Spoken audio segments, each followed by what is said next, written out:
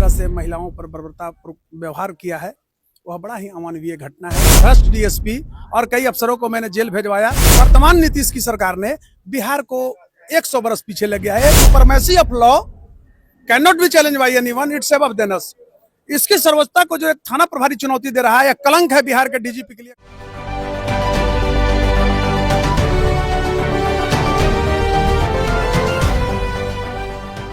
नमस्कार, स्वराज पोस्ट में आपका स्वागत है। मैं वेद सिंह। आए दिन महिलाओं के साथ मारपीट की घटना जो है हमारे सामने नजर आ रही है। एक तरफ माननीय मुख्यमंत्री नीतीश कुमार कहते हैं कि 2005 के बाद से महिलाओं के लिए उन्होंने काफी कुछ काम किया है, लेकिन अभी उनके ही प्रशासन के द्वारा कुछ दिन पहले की बात है, औरंगाबाद के गोह थाना क्षेत्र सिंघाड़िया गांव की ये घटना है और वहां पे कुछ महिलाओं को पुलिस कर्मियों के द्वारा काफी बर्बरता से पीटा जाता है।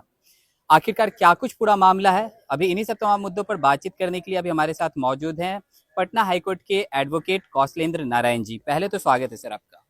धन्यवाद। आपने इस समसामयिक मुद्दे पर हमारी लीगल एस्पेक्ट को, लीगल विचार को आम जनमानस में ले जाने के लिए हम तक पहुंचे हैं, इसके लिए मैं शुक्रिया अदा करता हूं आपको, आपके चैनल के प्रति।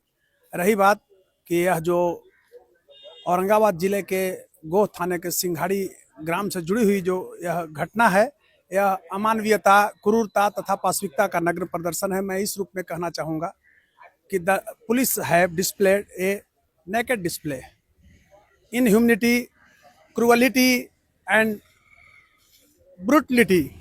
और खासकर दूसरे रूप में अगर हम देखते हैं तो उसने सुपरमेसी ऑफ लॉ जो है उसको चैलेंज किया है, और हम जानते हैं कि supremacy of law can not be challenge by anyone, it's above than us. यह हम सबों से ऊपर का चीज है। जिस तरह से गोह के थाना प्रभारी और पुलिस का 112 सेवा जो चलता है, उसका दिलीप कुमार जो वो थाना प्रभारी एसआई था, एसआई रैंक का होता है, वहाँ थाना प्रभारी नहीं होते, एसआई रैंक का होते हैं। जिस तरह से महिलाओं पर बर्बरता व्यवहार किया है वह बड़ा ही अमानवीय घटना है। इसको लेकर के मेरे अंदर भी दुख है, क्षोभ है और मौत सी मायूसी है। और मैं, आपको पता होना चाहिए कि एक सप्ताह से हम दिल्ली प्रवास पर थे। ऑनरेबल सुप्रीम कोर्ट में भी मेरा व्यक्तिगत भी काम था और स्टालिन केस में कर रहा हूं, तो उस केस से संदर्भित भी मैं वहां पर प्रवास में था।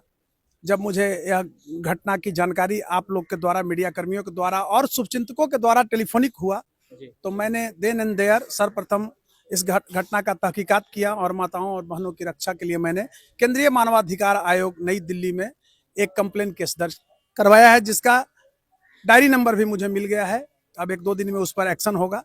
लेकिन मैं कहना चाहता हूं कि जिस तरह से गोह के थाना प्रभारी और 112 पुलिस सेवा जो है उसका एसआई यह घटना को अंजाम दिया है, महिलाओं के ऊपर बर्बरतापूर्ण व्यवहार किया है, यह अमानवीय है और मैं इसकी कड़ी से कड़ी निंदा करता हूं। और एक काला कोट होने के नाते, कानून के मंदिर का पुजारी होने के नाते, मैं आप जानते हैं कि पहले भी जितना भी क्रिमिनल केसेस बिहार में हुआ, करीब केसेस में हुआ, चाहे वो कड़क एसपी लिपि सिंह थी जिसने दुर्गा पूजा के अवसर पर गोलियां बरसाई थी।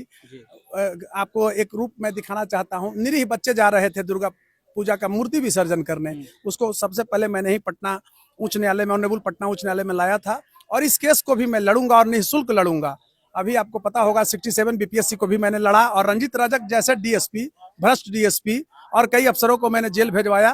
तो मैं यही मांग करना चाहता हूं सरकार से, और मेरा प्रयास है न्यायिक। आज तो मैं ऑनरेबल सुप्रीम कोर्ट से लौटा हूं, पटना हाई कोर्ट में आया हूं और कल मैं रणनीति बनाता हूं, लेकिन आज आते ही बहुत सारे फाइल्स को मैं मंगाया हूं। इससे संदर्भित जो फैक्ट्स होते हैं उसको मंगाए हैं अपने लोगों से, और आगे की कार्रवाई। सर्वप्रथम तो मैं बताना चाहता हूं, औरंगाबाद में भी मैं वकीलों से संपर्क में हूं, उन लोगों से बात मेरी चल रही है। सिविल सूट फाइल करवाऊंगा, वहां सिविल सूट भी फाइल करना जरूरी है। एक चीज मैं आपसे जानना चाहूंगा, एक तरफ कानून जो है, पुलिसकर्मी जो है रक्षा के लिए बनाए जाते हैं, लेकिन उनके द्वारा ऐसा जो घटना किया जाता है, ऐसा जो दृश्य हमारे सामने नजर आता है, मतलब क्या कहेंगे?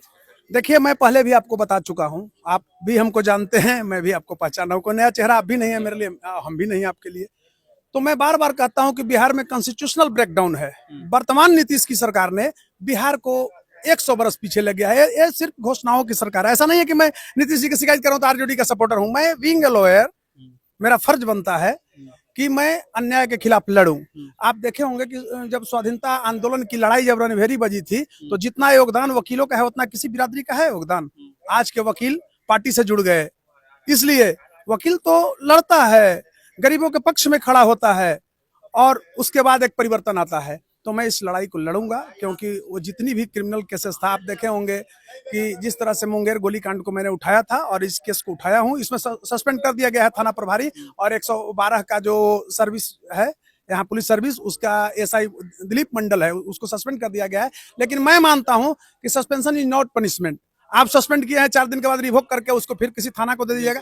हम एफआईआर दर्ज करवाने के लिए मांग करते हैं और सिविल सूट भी औरंगाबाद में फाइल कराऊंगा, इसलिए कि स्वर्ण आभूषण जो लूटा है, छेड़खानी किया है, प्लस जो मूर्ति को पटका है घर में घुस करके, जबकि उसके यहाँ के कोई मुदाले नहीं। Supreme court, honourable supreme court का जो नॉर्म्स है कि आप किसी को गिरफ्तार करने जाते हैं तो गाइडलाइंस है उसी के तहत करना, आपको लाठी नहीं चलाना है। और उस जिस महिला पर आपने लाठी चार्ज किया है उसके यहाँ का कोई मुदाले भी नहीं है। तो आप जिस तरह से लॉ को चैलेंज कर रहे हैं, तो supremacy of law can not be challenge by anyone, it's above than us.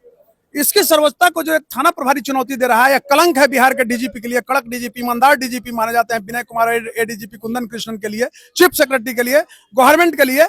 उस थाना प्रभारी को जेल भेजना चाहिए। जिस तरह से आप देखे होंगे कि अभिषेक पाठक हत्याकांड में उस मुद्दा को मैंने उठाया, तो रंजीत कुमार मंडल जो था बीपुर थाना प्रभारी, आज तक सलाखों के अंदर था, जेल गया था। तो इस मुद्दा को मैं उठाऊंगा और परिणति तक पहुंचाऊंगा और सिंघाड़ी ग्राम की जो बेटी बहनें हैं उसके आत्मरक्षा स्वाभिमान के लिए और उसके न्याय के पक्ष में मैं हमेशा खड़ा रहूंगा। और इस मुकदमे को ऑनरेबल सुप्रीम कोर्ट तक भी मुझे जाना पड़ेगा तो मैं निःशुल्क लड़ूंगा। ये मेरी आप लोग के बीच में एक वचन है, प्रोमिस है मेरा।